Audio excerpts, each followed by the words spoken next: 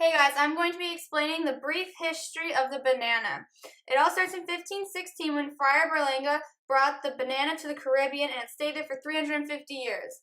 Then, in 1609, the first bananas reached the British colonies, and in 1876, the banana was introduced at the Philadelphia World Expo, introducing USA to bananas. Then, three men came along. The first one being Lorenzo Baker, who was obsessed with boats. He bought a boat and he was paid to sail from the USA to Venezuela, and he found bananas. When he came back, Andrew Preston was there, saw his bananas, bought them all, and quit his job. Then they decided to create a company, but they needed land, which came from Minor Keith, the third person in the business of United Fruit. United Fruit became an empire, and by 1910 they had 115 ships, and they had settled their business in Guatemala.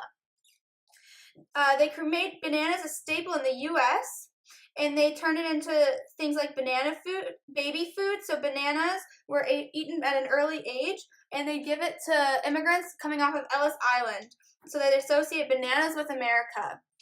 They created a business where they'd either absorb the competition or squash it. Then came Sam, who traveled to America from Russia in 1892. He saw his first banana in 1893 and became fascinated with them. He watched every aspect of the trade, and he noticed that the ripes were left to rot. He created a business, and he worked against the clock to travel north on a train and sell them out. In a decade, he'd sold more than 1 million bananas per year, and he made a ton of money, enough to buy Cayamel Fruit Company, which meant access to boats. As the Murray grew, he traveled to Honduras, and he took land that no one wanted, which meant cheap, and he worked in the field and grew lots and lots and lots of bananas. He also grew close to President Miguel Davila, which meant even more cheap land.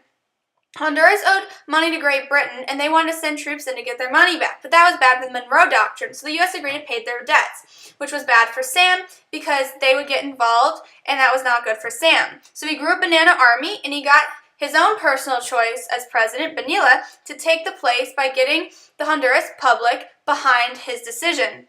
Sam got no taxes, no duties, and free land from this overthrow of government. Then United Fruit was doing worse, and Cayamel was doing better and better. And as this happened, Sam wanted more and more land.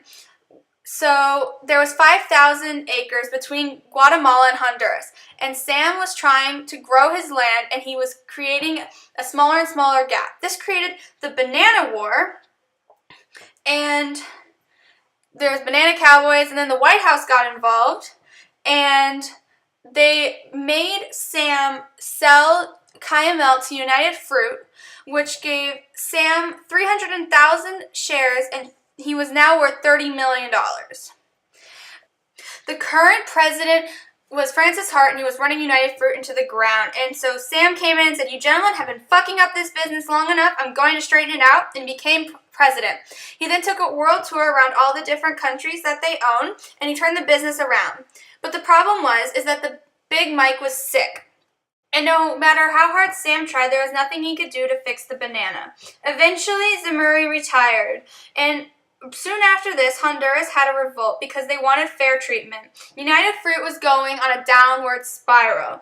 They sold off 3 million acres, and then a rich guy named Carl Lindner bought United Fruit. They turned it into Chiquita Bananas International when it was never really United Fruit again. This was the history of United Fruit and the history of the banana. Thank you for listening.